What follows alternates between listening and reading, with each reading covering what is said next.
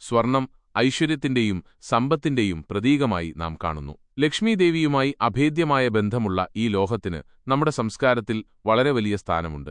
കേവലം ഒരലങ്കാരം എന്നതിനപ്പുറം സ്വർണം ഒരു മികച്ച നിക്ഷേപം കൂടിയാണ്. എന്നാൽ സ്വർണ്ണാഭരണങ്ങൾ ഉപയോഗിക്കുമ്പോൾ ചില ചിട്ടകളും വിശ്വാസങ്ങളും പാലിക്കേണ്ടതുണ്ട്. പ്രത്യേകിച്ച് മരണപ്പെട്ട പ്രിയപ്പെട്ടവരുടെ ആഭരണങ്ങൾ നാം ധരിക്കാമോ എന്ന കാര്യത്തിൽ പലർക്കും സംശയങ്ങളുണ്ട്.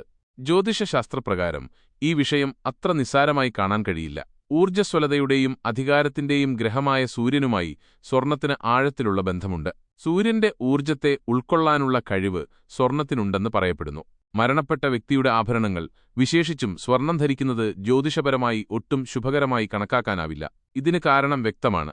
മരിച്ച വ്യക്തിയുടെ ഊർജ്ജം ആ ആഭരണങ്ങളിൽ തങ്ങിനിൽക്കാൻ സാധ്യതയുണ്ട്. ഈ ഊർജ്ജം ജീവിച്ചിരിക്കുന്ന വ്യക്തിയുടെ സൂര്യനുമായി ബന്ധപ്പെട്ട ഊർജ്ജത്തെ പ്രതികൂലമായി ബാധിക്കാം. ഇതുവഴി നിങ്ങളുടെ ജാതകത്തിലെ സൂര്യന്റെ ബലം കുറയാൻ സാധ്യതയുണ്ട്.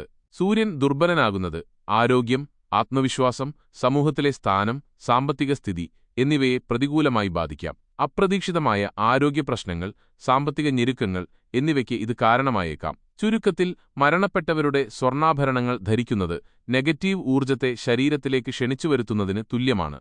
കൂടാതെ നമ്മുടെ പുരാണങ്ങളിലും ഇതിനു വ്യക്തമായ സൂചനകളുണ്ട്. ഗരുഡപുരാണം അനുസരിച്ച് മരണപ്പെട്ടവരുടെ വസ്തുക്കൾ, പ്രത്യേകിച്ച് ആഭരണങ്ങൾ ജീവിച്ചിരിക്കുന്നവർ ഉപയോഗിക്കുന്നത് അവരുടെ ആത്മാവിന് മോക്ഷം ലഭിക്കുന്നതിന് തടസ്സമുണ്ടാക്കും. ആ ആത്മാവ് നിങ്ങളുടെ സമീപത്ത് തന്നെ തുടരാൻ ഇത് കാരണമാകുമെന്നും മോക്ഷപ്രാപ്തിക്ക് അത് വിഘ്നം വരുത്തുമെന്നും പറയുന്നു. സ്വർണം മാത്രമല്ല, മരണപ്പെട്ടവരുടെ വെള്ളിയോ മറ്റ് ലോഹങ്ങളോ ഉപയോഗിച്ചുള്ള ആഭരണങ്ങളും ധരിക്കുന്നത് ജ്യോതിഷപരമായി നല്ലതല്ലെന്ന് ഓർക്കണം. അതിനാൽ പ്രിയപ്പെട്ടവരുടെ ഓർമ്മകൾ മനസ്സിൽ സൂക്ഷിക്കാമെങ്കിലും അവരുടെ ആഭരണങ്ങൾ ധരിക്കുന്നത് ജ്യോതിഷപരമായ ദോഷങ്ങൾക്ക് ഇടയാക്കിയേക്കാം എന്നതിനാൽ അത് ഒഴിവാക്കുന്നതാണ് ഉത്തമം.